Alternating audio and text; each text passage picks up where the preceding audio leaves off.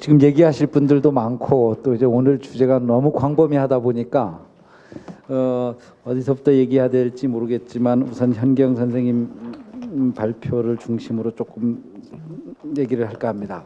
우선 현경 선생님 첫 질문이 과연 국가란 무엇인가라는 문제. 지금 결국 4.3이 해결의 문제의 출발이고 그다음 또 4.3의 완전한 해결의 저는 종착역이라고 봅니다. 그래서 저는 그 답을 이것이 국가다라는 답을 줘라 제주도민들에게. 이것이 국가의 모습이다라는 모습을 보여달라라는 게 저의 답으로 얘기하겠습니다. 사실은 지난 정부의 한 게 좀 치졸했습니다. 좀 얘기를 해야 될 것 같은데 사실은 4.3 희생자 재심의하자. 사실은 여기에 이제 중앙위원회까지 동의를 했죠. 해서 저희 결국 실무위원회에서 반대를 했는데 있을 수 없는 일이 벌어졌던 겁니다. 또 하나 4.3 기념관의 내용을 일부 수정하자. 이게 이 또한 역시 실무위원회에서 반대를 했습니다. 결국 제주들의 민중들의 논의는 결국 국가에 의해서 구현이 되는 거라고 보는데 너무 치졸했다. 또 하나 치졸한 얘기 하겠습니다. 특별법에 4.3 희생자로 결정된 의료비와 생활보조비를 지원하게 되었습니다. 근데 오늘 순이삼촌의 배경이 된 북촌 그 학살터에서 다리에 2군데 총을 맞고 등에 총을 맞고 지체장애인 2급 피해 후유장애인 희생자라면 의료비 지원이 이루어졌습니다. 얼마 이루어졌는지 아십니까? 6만 5천 원 이루어졌습니다. 껌값이 1,000원이면 64통. 한 달에 4개씩 먹으면 1년 6개월 정도 껌 씹을 수 있습니다. 이게 도대체 국가의 모습이냐라는 거죠. 그래서 저는 이제 문재인 정부가 들어왔으니까 보여줘야 될 때가 왔다. 이것이 국가다라는 모습을 좀 보여달라. 그리고 사실은 의료비 워낙 국가가 못했으면 지방정부가 나서서 지금 의료비와 생활비전비 되고 있지 않습니까? 사실은 이건 참 슬픈 일이다. 우리가 특별법을 논의하고 특별법에 이미 되어 있는 것조차도 지키고 있지 못하다면, 그래서 저는 법의 논쟁 이전에 우리가 이제 여기 행정안전부에서도 오셨는데 그다음 국무총리실 오셨다고 그래서 우리가 어떠한 모습으로 이 4.3을 접근할 것인가라는 부분을 한번 좀 얘기하고 싶고요. 또 여기서 좀 제가 하나 짚고 넘어갈 게, 제가 4.3이라고 얘기하는 것은 분명한 거기에 이제 뒤에 아직 정해지지 않았다라는 뜻이 아닙니다. 저는 그 안에는 4.3이라고 쓰는 것은 폭동과 반란이라는 용어는 써서는 안 된다라고 저는 생각하는 사람 중에 하나입니다. 다만 가치 중립적인 용어로 4.3 또는 또 4.3이 성격적인 측면에서 저는 4.3 항쟁, 약칭 저는 4.3으로 쓰고 있다. 우리가 이렇게 이해를 하는 게 지금은 어느 정도 공감대를 가질 수 있지 않을까. 저는 4.3이 정명의 논의와 관련해서 하나는 국가로부터 우리가 이제 광주 민주화 운동과 같은 어떤 정식 명칭을 받는 것 하나, 또 하나는 우리 모두가 국민적 공감대, 사회적 통합적 이념에서 아니면 또 역사적 학설로서 항쟁 아니면 성격이 어떠한 성격이 있다라는 것을 서로 동의가 되어졌을 때 이제 같이 갈 수 있는 것들. 뭐 다양한 학설은 있을 거라고 봅니다. 저는 뭐 한 번도 4.3이 항쟁이 아니라고 생각해 본 적이 없고, 그렇다고 4.3이라고 쓴다고 해서 제가 양보한 것도 아니다. 다만 서로 소통하고 국민적 공감대를 가져가고자 하는 노력이다. 이렇게 이해를 서로가 하면 우리가 조금 조급함도 사라지지 않을까. 우린 약칭으로 쓰고 있는 거다. 더 넉자로 늘리면 4.3 항쟁이고요. 6자로 늘리면 제주 4.3 항쟁이고요. 8자로 늘리면 제주 4.3 민중 항쟁입니다. 그냥 짧게 저는 4.3 이렇게 쓰고 있습니다. 자, 하나 더 얘기 좀 하겠습니다. 우리가 이제 오늘 그 국회 두 번째 이제 국회의 역할 특별법 얘기 나오셨는데, 저는 오늘 두 가지를 느꼈습니다. 하나는 70년대 이후부터 역사학자의 길을 갔다가 이제 역사학자 길을 포기했는지 모르지만 4.3을 해결하기 위해서 이제 정치인으로 변해버린 한 분, 오늘 이 자리에서 볼 수 있었고요. 끊임없이 평생을 거쳐서 4.3을 해결하겠다라는 분, 한 분.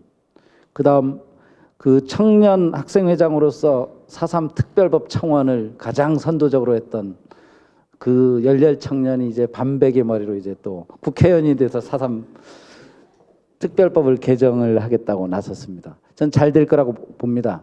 이러한 열정이 있기 때문에 저는 이루어진다라고 보고요. 물론 여전히 서리빨같이 그 칼날이 매서운지는 모르겠습니다만은 잘 될 거라고 보는데 그 안에서 이제 몇 가지 쟁점만 조그만 얘기를 하겠습니다. 현장에서 그 제주에서 느끼는 이 것. 사실은 우리가 4.3 연구소를 만들면서 88년이죠. 그래서 한 90년도에 4.3 해결 진상규명과 명예회복을 위한 6단계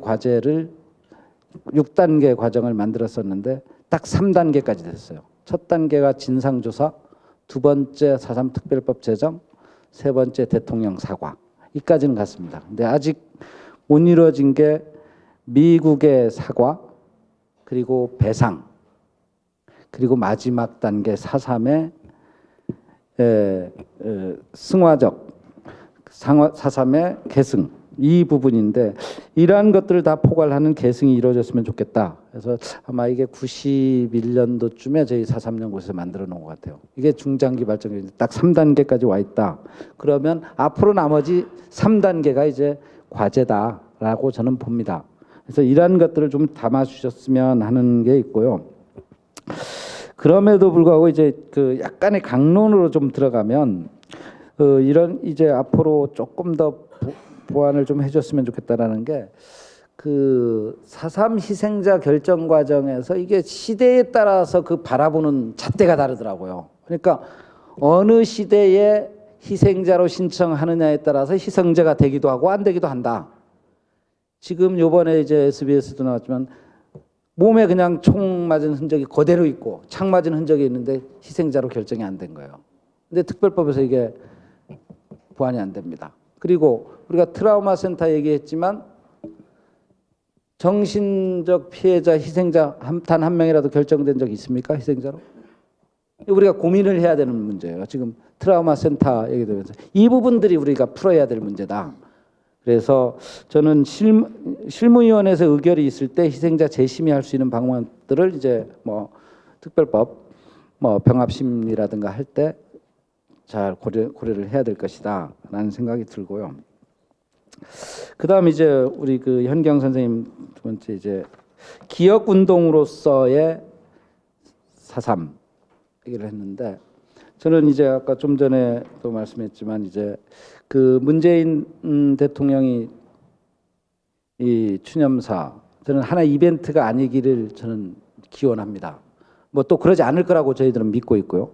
근데 최근에 이 후속 조치를 하면서 이제 정부의 태도는 어떻게 하면 예산을 줄여볼까 이런 입장으로 접근하고 있다. 저는 거꾸로 야 이거 갖고 제대로 구현이 되겠냐라는 국가의 이미지를 제대로 살릴 수 있겠냐라는 접근으로 가서 같이 논의하고 같이 방향을 찾는 방법으로 돼야 된다.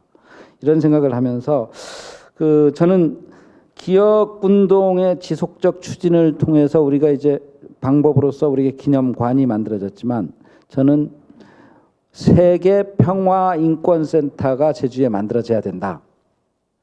그것은 이제 저는 그렇게 봅니다. 4.3의 성격에서 부인할 수 없는 게 생존권 운동이었죠. 민중 생존권 운동. 그렇다면 인권의 문제가 들어가야 될 것이고요. 우리가 통일의 문제.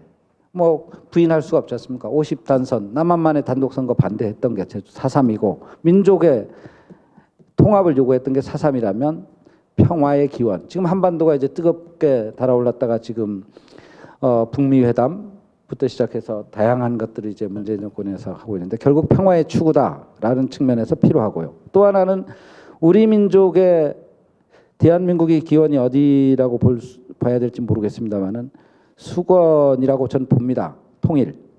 이거를 주도적으로 끌어갈 수 있는 통일부는 있지만 민간적으로 끌어갈 수 있는 구심체가 없다. 난 이것을 제주의 한라산 그 남북을 상징하는 한라산을 기점으로 해서 한라산에 저는 통일의 추진 주체를 만들자, 메카를 만들자. 그리고 세계 평화의 섬으로 되어 있는데 아까 박명림 교수님 얘기하셨지만 세계적인 석학들이 평화를 논의하고 우리 인류 보편의 공영의 논의를 하고자 했을 때 단지 4.3만 갖고 될 수는 없다. 지속적인 세계적인 학자들이 저는 이 제주에서 평화를 논의하고 연구하고 가야 된다고. 그것을 저는 담는 그릇으로서 세계 평화 인권센터를 넣었으면 좋겠다. 다만 이 부분에서 우리 다행히 저는 진짜로 다행이라고 봅니다. 우리 강창일 의원님이 과거에 4.3 해결을 위해서 행안부 하셨는데 이번에 외교통일부 통일외교부입니까? 외교통일위원회죠. 사실은 평화의 관점은 행자위에서 다룰 게 아니라 통일부에서 직접적으로 다뤄주고 그 통일부의 지원으로서 저는 이 4.3과 같이 연합을 해서 이 우리 한반도의 평화를 추진하는 이런 세계 평화 인권센터를 만들어야 된다. 다행히 이번에 도지사 두 분은 다 공약으로 내놓았더라고요. 그러면 이제 이게 국가적 과제로 우리가 끌어안는 작업들이 좀 더 이루어졌으면 좋겠다. 여기까지만 하겠습니다. 감사합니다.